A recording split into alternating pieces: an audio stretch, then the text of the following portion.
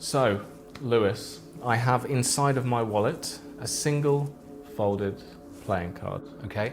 And in a moment, I'm going to ask you to name a playing card out loud. But we're going to find this in an interesting way because, of course, as you know, with the words that I say, the actions that I make, I can probably influence your decision quite substantially. So we're going to discount that by getting you to do a little visualization. You will make all of the choices and you'll gradually whittle down the cards. Let's do it. So I want you to imagine that you walk into a casino. The doors swing open and it reveals a card table in front of you.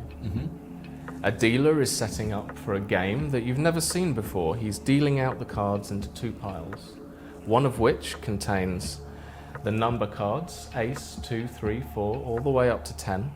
And the other pile contains all of the court cards, the jacks, queens, kings of clubs, hearts, spades and diamonds. Okay. You've got the opportunity to take one of these off the table. Which one would you like to take? The picture cards. The picture cards. So you take them off the table, you spread them in front of you, and you're going to reach out, take one with your other hand, and all the others are going to drop away. Which one would you like to take? The Jack of Diamonds. The Jack of Diamonds. So from an entire deck of cards, you went through this visualization, you decided to pick up the court cards, you decided to focus your attention on the Jack of Diamonds.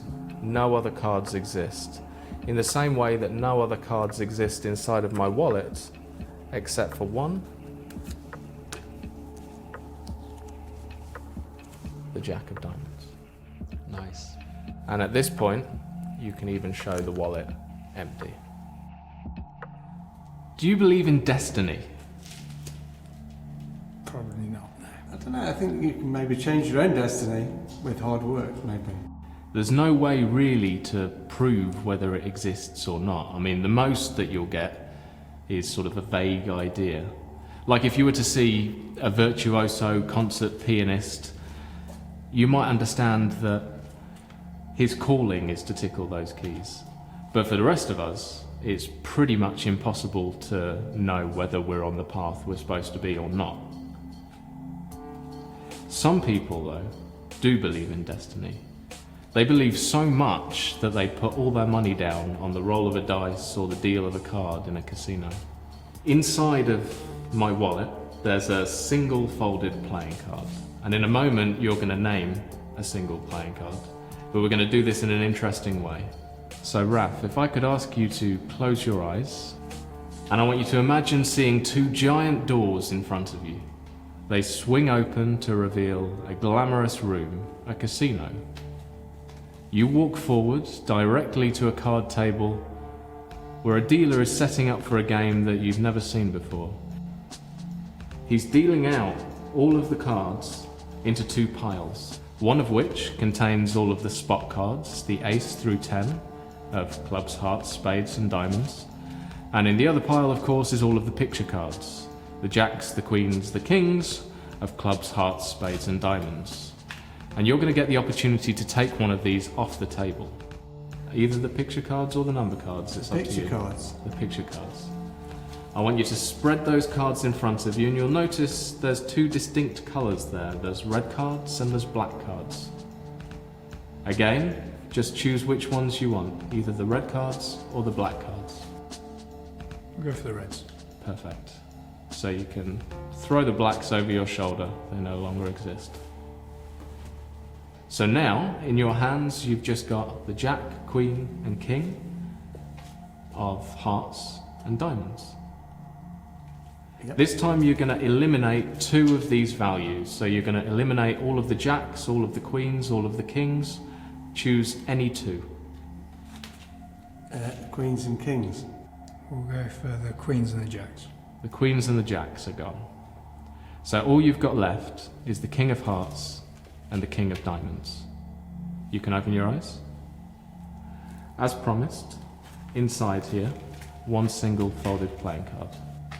You're going to make one final choice. Which card would you like to eliminate? Either the king of hearts or the king of diamonds? So eliminate the king of diamonds. So that would leave you with the king of hearts. Yeah. I did say it'd be almost impossible for you to get this. But perhaps destiny does exist after all. So, if I was to ask you if you believe in time travel, I imagine you'd say no. But it's not like it is in the films. You see, to me, real time travel is when you are clearing out stuff from your family home and you find an old box. And inside the box is an object or an item that you haven't seen or even thought about for years. And the moment you pick up that item, you're instantly transported back in time to another moment in your life. And suddenly your head fills with emotion and memories, and your heart just bursts with all of those same feelings again. And you relive the moment once again. And then after a time you fade and you come back to the present moment, only this time you feel different. Now those might just be memories, but what you're feeling is undeniably real. And this is also why some people keep little memory boxes, so they can store things from their life, so they can relive these moments again. And I want to try something based on that. So, Fee, could you please think of something from your life, something from your past, an object or an item that you maybe haven't seen or thought about for years. Something that if I was to place it in your hands right now, it'd give you those same feelings that I just explained. Can you think of something? Don't tell me what it is, but if you could... Yeah, no problem. Something that's important to you. It doesn't have to be something that you still have, just an item from your past that's important to you.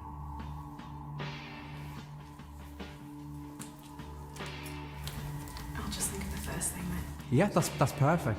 So here's what we'll do. I'm going to hand you a piece of paper and a pen, and I'm not going to look, and don't show the cameras either, but I want you to draw a very basic picture of whatever this thing is. It doesn't have to be perfect or detailed, just as long as it's recognizable so we can show the camera at the end.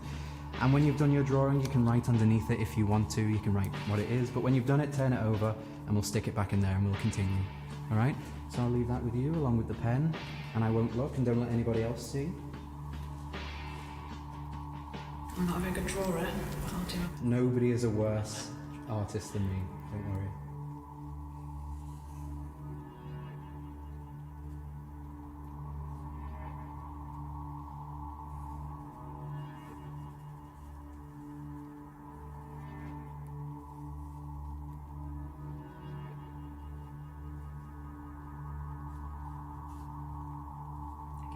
Perfect, and is it turned over so that we can't see what it is? Excellent. Now I promise I won't look, otherwise there'll be no point in us doing this. Perfect, and we'll stick it inside there. You see, this is going to represent the box. For this to work, your memory has to spend some time in the box. Can you recap the... Oh, you've done it. Can you hold your hand out like this for me? And we'll leave this there. I'll get rid of the pen and place your other hand flat on top. All right then. So just think about this item, whatever it is, and pay attention to any feelings you get or any memories that appear in your mind, any people connected to it, and any emotions that you associate with this thing. And it's my job to simply observe, not what I can see, but what I can feel. All right, and I'm noticing a change in you already. Now there's a smile on your face, so this is something from your childhood. This reminds you of being a kid. There's a sense of joy here, but also a sense of loss. This is something that feels like it went missing a long time ago, but you still have it safe somewhere. There we go. Actually, you can open your eyes for a second for me. I'm gonna write down a couple of things that I'm seeing. If this was in front of you right now, it wouldn't talk to you, would it? But when you were a kid, it probably would have done. I've got a feeling it's something like this.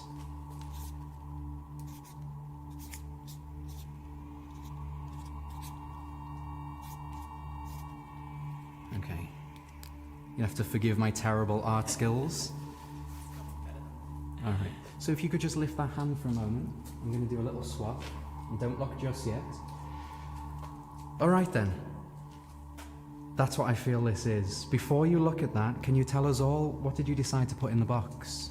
It was my Teddy Ruxpin Christmas present, and it spoke to you through a tape. Okay. Oh, so that makes sense. It spoke to you. All right. Excellent. And being honest, how do you feel now, as opposed to how you did before we even began? Do you feel those same emotions coming back? Yeah, straight back to childhood and happy memories, but no idea where it is now. Interesting. But you're still feeling it.